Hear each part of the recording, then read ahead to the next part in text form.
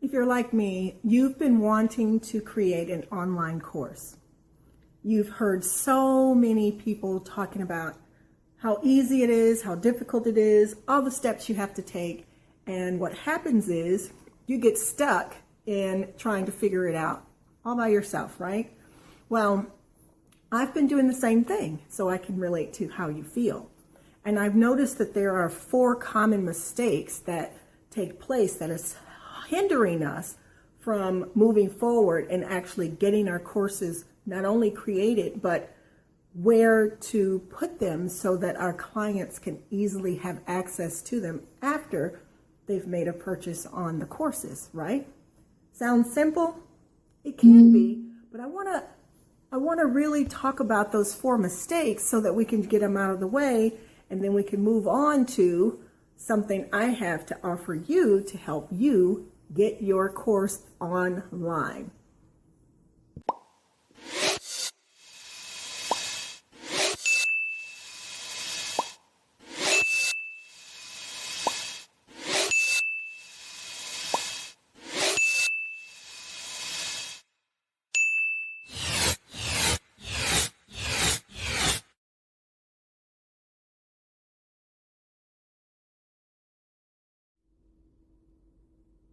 Hello, I'm Ramona Miles, your business tech coach and mentor.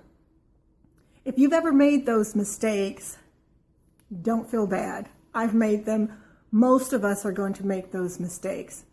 I'm here if you are a business owner, if you are an entrepreneur, if you are a coach, consultant, service provider, whatever it is that you do here online or want to do here online, and you want to create a course to help your clients, I'm here for you.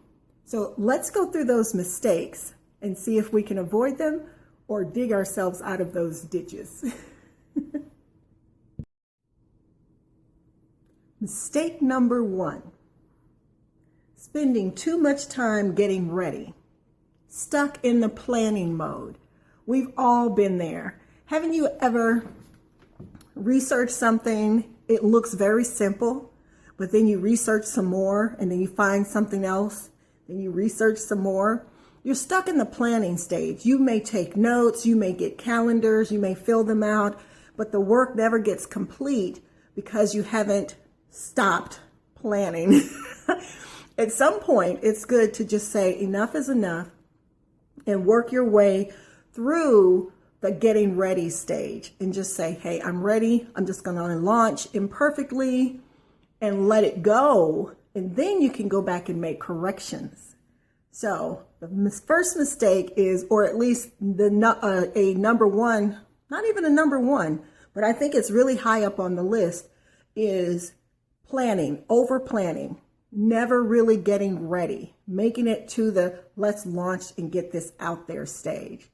We all go through it, but that's just some awareness to it so then we can work on it later.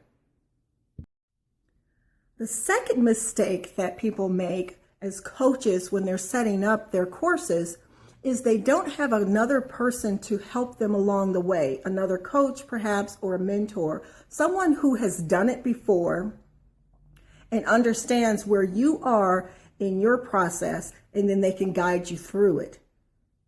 Having someone else to help you makes you feel like, of course, you're not alone. You have someone reliable that you can consult with, you can ask questions, and it takes all of the pressure, the 100% of the pressure off of you.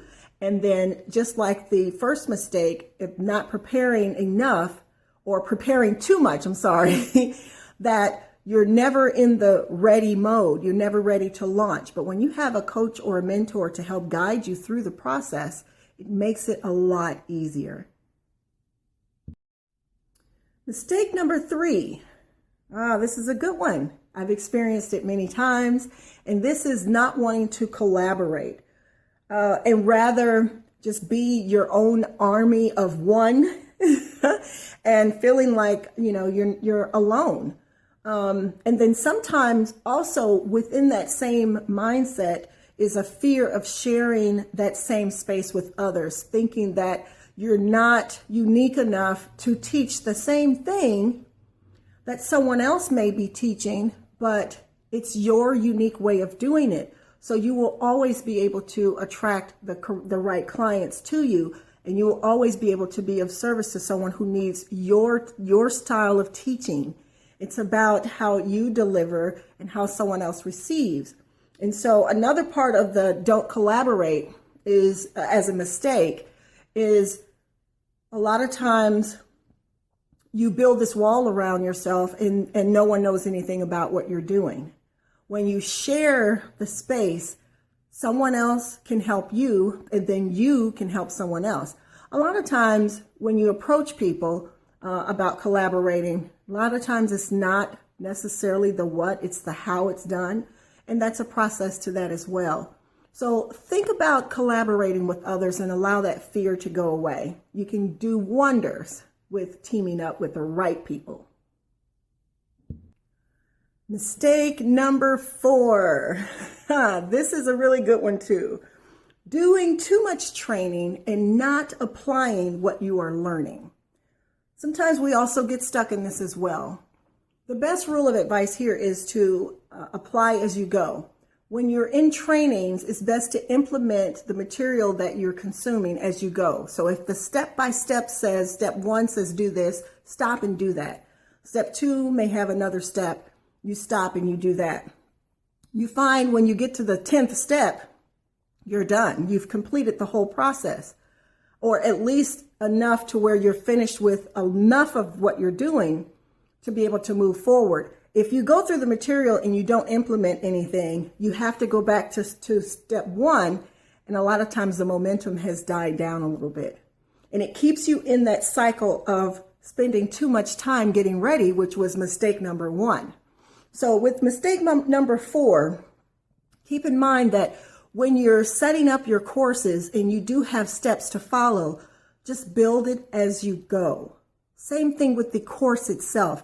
When you're building the platform, which WordPress is my favorite, there are steps to take. And then when you're finished, you have a course that's ready. Remember, mistake number 1, being stuck in the planning mode. Mistake number 2 is not having a coach or a mentor. Mistake number 3 is not being willing to collaborate and share your space with others.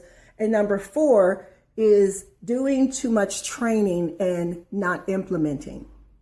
If you've made any of those 4 mistakes, I have something for you. If you haven't, then I can help you avoid making those 4 mistakes. There are plenty other mistakes that we can make, but it's been my experience working with people and working with those who are trying to put their courses together. Those are the most common mistakes I've seen, and those are some of those mistakes I've made myself, and plenty others. We'll do a part 2 for that one. But right now, I would like for you to take a look at my program and see if it can help you. I want to share a resource with you that I created called Build Your Course Platform in 14 Days. With so much to do, you need simple instructions, step by step, and that's what my course does. I will take you step by step on building a strong foundation for your own course. And as a bonus, I will help you map out your sales funnel and show you how you can create passive income by hosting others' courses on your platform. How cool would that be?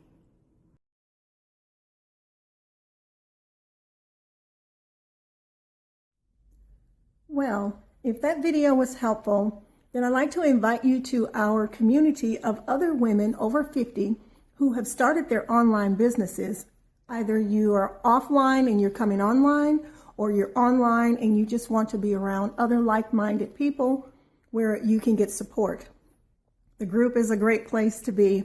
In there, we do networking and also talk about podcasting, sharing other types of tips, and some do's and don'ts.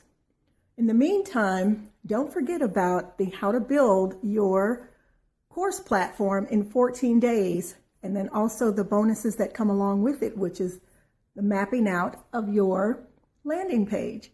So I look forward to seeing you in the near future. Make sure you click on that link below so you can move forward.